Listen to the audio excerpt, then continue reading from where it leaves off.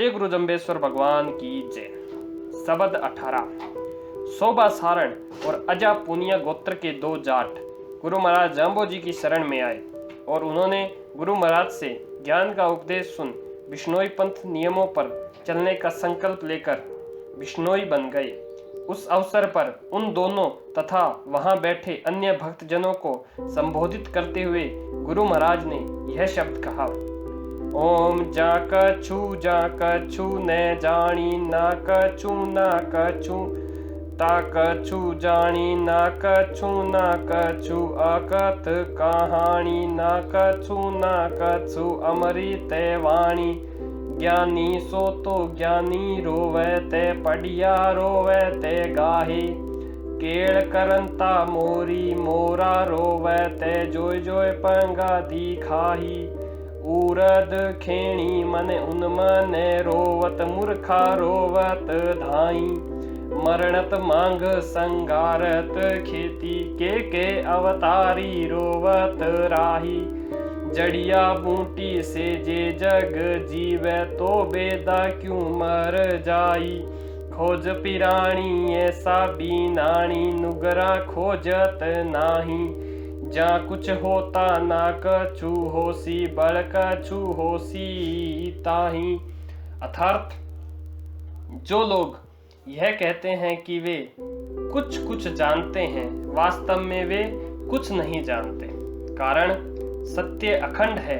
परमेश्वर को एक साथ संपूर्ण रूप से ही जाना जा सकता है। टुकड़े टुकड़े करके सत्य को नहीं पाया जा सकता। और जो लोग कहते हैं कि वे कुछ नहीं जानते, वे कम से कम इतना तो जानते हैं कि वे कुछ नहीं जानते। उन्हें अपने अज्ञान का ज्ञान तो है, भ्रम में पड़कर असत्य को सत्य मान बैठने से तो यह अच्छा है, क्योंकि जिन्हें यह ज्ञान है कि वे परमेश्वर के विषय में नहीं जानते, वे जानने का प्रयास करेंगे। अधूरा ज्ञान खतरनाक हो सकता है। इसीलिए जो कुछ जानते हैं वह उन लोगों से भी बुरे हैं जो कुछ नहीं जानते। यह कुछ नहीं की बात बड़ी अनूठी और अकथनीय है, क्योंकि शून्य को पा लेना ही परम ज्ञान है। परम ईश्वर रंग रूप आकार प्रकार से परे है।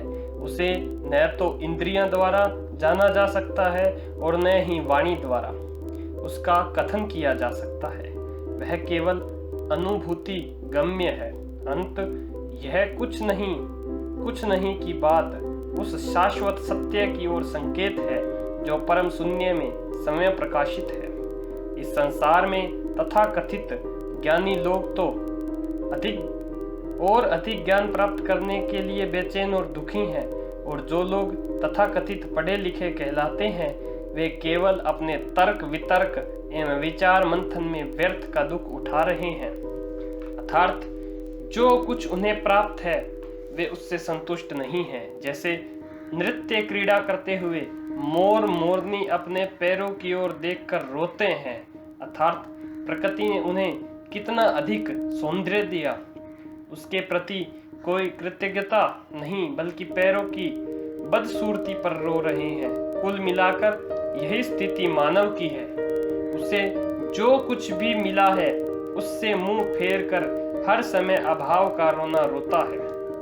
अपनी चेतना को, ऊर्जा को उद्रमुखी बनाकर उन्मुनी मुद्रा धारण करने वाले योगी उस उन्मत्त अवस्था को बनाए रखने के लिए बेचैन है, और अज्ञानी मूर्ख लोग अपनी इंद्रियों को तृप्ति देने के लिए रोते रहते हैं, हर समय अशांत एवं दुखी रहते हैं। जो स्वयं मरण धर्मा है वह भी युद्ध भूमि में अपने शत्रु को मारने के लिए बेचैन है, अपनी मौत को भूलकर दूसरों को मारने के लिए व्यथित है।